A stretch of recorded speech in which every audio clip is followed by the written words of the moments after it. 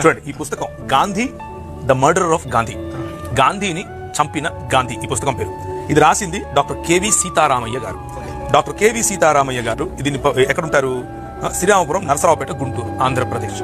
Right. ఇది printing Abids Hyderabad లో వేశారు జాగృతి గ్రాఫిక్స్ వారు.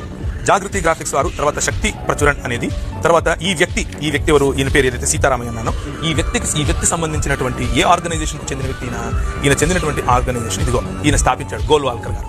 ఈ గోల్వాల్కర్ అనేటటువంటి వ్యక్తి స్థాపించినటువంటి ఆర్ఎస్ఎస్ కి సంబంధించినటువంటి వ్యక్తి. ఈ వ్యక్తికి ఉన్నటువంటి భావజాలం, వీరికి ఉన్న భావజాలం ఏమిటి అంటే గాంధీ లాంటి వారిని ఈ దేశంలో వారు మనకు ముప్పు, వారిని చంపండి అని నేర్పించారు. గోలీ మారో సాలుంపు అన్న నినాదం అదే.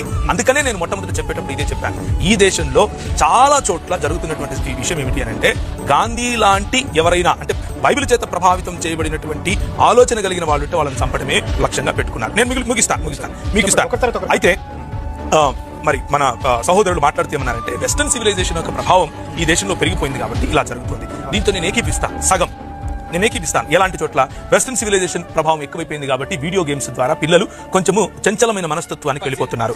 ఆ పబ్జీ గేమ్స్ లాంటి వెస్టర్న్ సివిలైజేషన్ కారణంగా డ్రెస్ కోడ్ విషయంలో అంటే అమ్మాయిలు కానీ అబ్బాయిలు కానీ విపరీతమైనటువంటి ఒళ్ళు చూపించే బట్టలు వేసుకుంటున్నారు, నేను అంగీకరిస్తాను. కానీ ఈ విషయంలో నిన్న ఒక వ్యక్తిని కాల్చి చంపడానికి చేసిన ప్రయత్నమైనా సరే, ఆరు నెలల పిల్లను రేప్ చేసే ప్రయత్నమైనా సరే, 6 ఏళ్ల అమ్మాయిని రేప్ చేసే ప్రయత్నమైనా సరే, లేకపోతే నువ్వేంట్రా నా ముందు గుర్రం ఎక్కేది అని ఒక దళితుడిని కింద దించడమైనా సరే, గాంధీని చంపటమైనా సరే, గాంధీనే చంపుకున్నాడు అని ఒక ఐఏఎస్ స్థాయికి చెందినటువంటి లేకపోతే ఒక డాక్టరేట్ పుచ్చుకున్నటువంటి వ్యక్తి రాసిన దానికైనా సరే ఇది వెస్టర్న్ సివిలైజేషన్ యొక్క సంబంధం లేదండి. దీన్ని ఈ రోజు ప్రపంచమంతా ఎలా చూస్తుంది అని అంటే మీరు పాటించేటటువంటి హిందూయిజం గురించి నేను మాట్లాడట్లేదు.